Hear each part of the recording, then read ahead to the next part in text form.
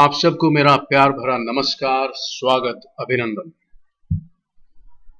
तो मित्रों, आज मैं अपनी बात को इन शब्दों से शुरू करना चाहूंगा कि आज की रात बड़ी गर्म हवा चलती है। आज की रात बड़ी गर्म हवा चलती है। आज की रात ना फुटपाथ पे नींद आएगी। मैं उठूं तुम भी उठो, तुम भी उठो, तुम भी उठो। कोई खिड़की इसी दीवार में खुल जाएगी। दोस्तों, विचार जब हमारे मस्तिष्क में आता है, जब हमारे जहन में कोई विचार आता है, तो उस विचार को आप रोक नहीं सकते। और विचार कितना ही सूक्ष्म क्यों ना हो, कितना ही छोटा क्यों ना हो, लेकिन उससे मिलने वाली प्रेरणा कभी छोटी नहीं होती।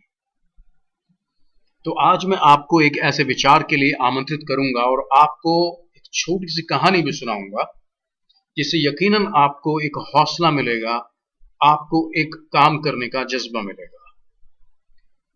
तो दोस्तों, जो मैं अपनी कहानी आपसे यहां शेयर करने जा रहा हूं, मैं चाहता हूं कि आप उस कहानी को बेहद ध्यान से सुनें। आज जब मैं अपने घर से निकल रहा था, तो मेरी नजर यकायक मेरे कपड़ों पर पड़ी। नजर पड़ते ही कपड़ों पर मुझे जो महसूस हुआ कि मुझे इन कपड़ों को पहनना बिल्कुल नहीं चाहिए। अब आप पूछेंगे, उन कपड़ों को पहनने में मुझे दिक्कत क्या थी? तो दोस्तों, दिक्कत केवल इतनी थी कि उन कपड़ों के ऊपर बहुत सारी सलवटें थी, उन कपड़ों के ऊपर बहुत सारी सिकुड़न थी। अब सिकुड़न और सलवटों के साथ पहने गए कपड़ों का प्रभाव क्या होगा, ये आप बखूबी जानते हैं।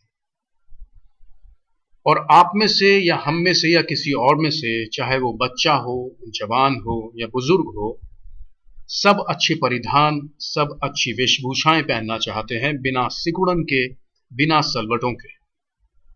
मेरा भी मन किया कि मैं इन सलवटों के और सिकुड़न के बिना इन कपड़ों को अगर पहनूंगा तो वो मुझे अच्छा महसूस होगा, देखने वालों को भी अच्छा महसूस होगा।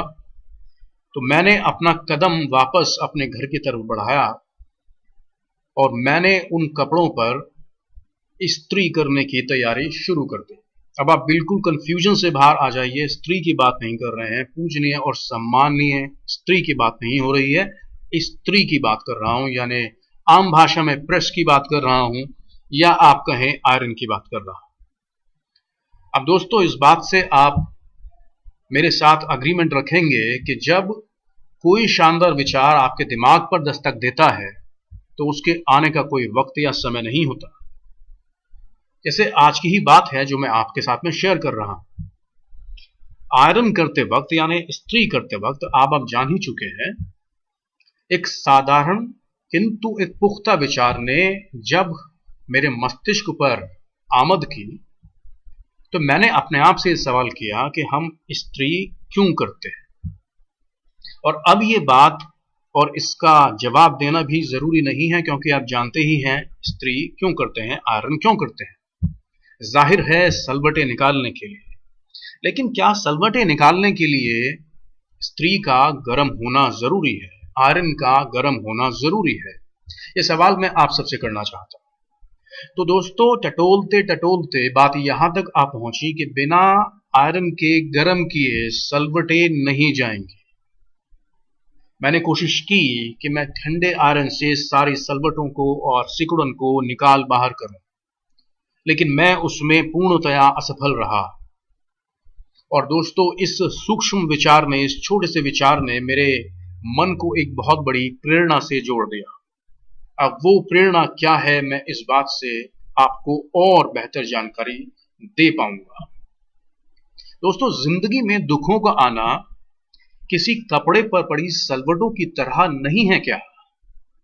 और इन सलवटों यानी दुखों को दूर करने का काम ठंडी इस्त्री से क्या हम कर सकते हैं? आपका जवाब होगा, बिल्कुल नहीं कर सकते। तो दोस्तों, जीवन में जो दुख है, संघर्ष है, दुविधाएं हैं, अपमान है और न जाने क्या क्या है, क्या हम सब कुछ अक्रिय रहकर, ठंडे रहकर उसका अंत कर सकते हैं, उसको खत्म कर सकते हैं? आप मेरे साथ में इत्तेफाक रखेंगे, बिल्कुल नहीं कर सकते। तो दोस्तों, आप कहेंगे कि जीवन के अंदर हम अपने मस्तिष्क का तापमान क्या बढ़ाएं, उसको गर्म कर लें। किसी के साथ हम जाकर लड़ें, आ बैल मुझे मार, किसी के साथ नाराजगी मोल ले लें, किसी के साथ में दुश्मनी मोल ले लें और उससे अपने मस्तिष्क का तापमान इतना बढ़ा लें कि वो फटने को तैयार हो जाए, क्योंकि मैंने कहा हमें गर्माहट की जरूरत है, हमें गर्म होने की जरूरत है। नहीं दोस्तों, ऐसे विचार को, गर्म होने वाले इस विचार को आप अपने दिमाग से निकाल फेंकिए। दोस्तों, आपको गर्म किससे होना है? अपने कार्य क्षेत्र में सफल होना है तो आपको गर्म तो होना पड़ेगा, लेकिन गर्म होना किससे है? दोस्तों, जब आप अपने काम से बाहर जा रहे हो तो आपके मस्तिष्क में ये विचार जरूर होने चाहिए। आपके अंदर गर्माहट हो संघर्ष की, आपके अंदर गर्माहट हो मेहनत की, आपके अंदर गर्माहट हो पराक्रम की, आपके अंदर गर्माहट हो जिजीवशा की, आपके अंदर गर्माहट हो अनुशासन की, और आपके अंदर गर्माहट हो परोपकार की।